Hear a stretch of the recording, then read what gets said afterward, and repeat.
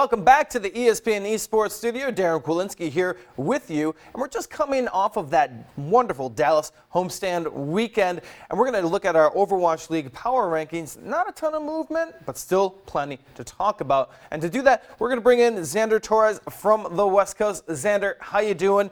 Let's get right to it with number 5, Seoul Dynasty, who are at the Dallas homestand weekend.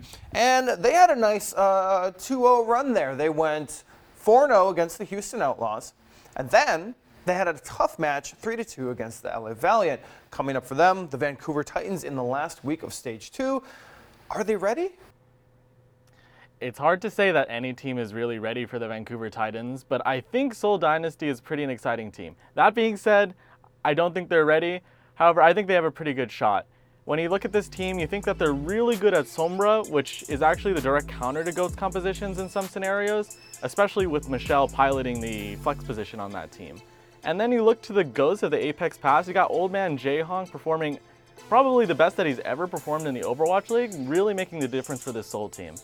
And then when you think about the actual match, the X factor for me has to be Toby, because he's been playing quite a bit more than he has been, and he's been dynamite on the Lucio. Had the most environmental kills of any player on a map in the league's history so far.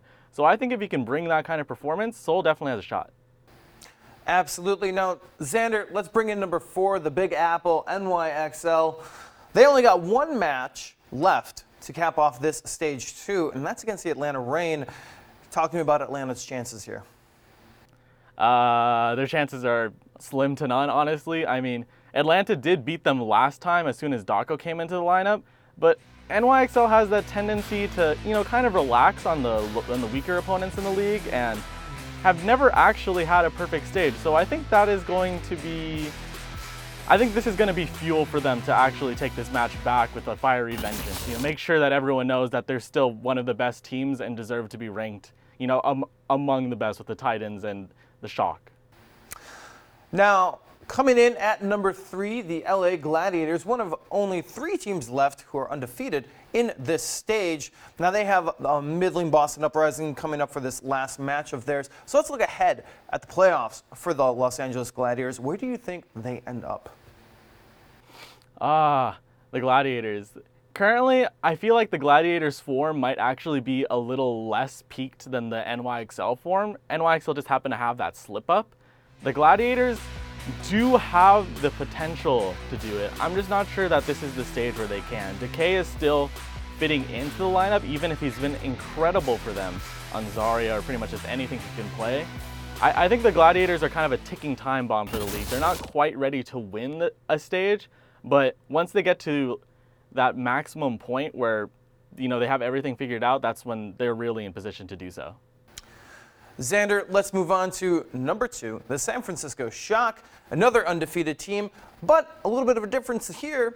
They're 20-0-0. They haven't dropped a map all stage. Now, they have the Fusion and the Dragons standing in their way. Give me the odds on if they can complete a perfect map score stage. Ooh, so I think the Shock almost have it in the bag. Philly, honestly, is not that impressive, so I won't go into them, but Shanghai is impressive in a sense that they're not good at GOATs, but they're extremely good at Sombra with DM on Sombra. So I think there's a chance that the Shock will lose one map against them, maybe 2. But the thing about the Shock is they're relentless. They're not like the NYXL. When they're winning, they want to keep winning and they want to stomp you. So I would actually bet that they get the perfect stage and then they come up with the perfect counter against the Shanghai Dragons. When we want to talk about perfection, none other than the Vancouver Titans come to mind, still sitting at the top in that number 1 position, Xander. Now, give me your best guess. When we get into the playoffs, who's got the best chance of beating these Vancouver Titans?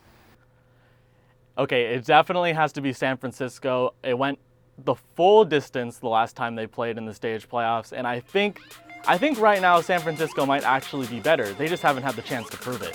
San Francisco has probably been the best that we've seen of any GOATS team so far, and I think with their super aggressive style around Sinatra Zarya, I think it is just the right approach to deal with Vancouver's extremely aggressive approach with Bumper's Reinhardt. So I think if it comes down to it, I want to give it to the Shock, but I think it would be another 7-game slog, and it would go in their favor.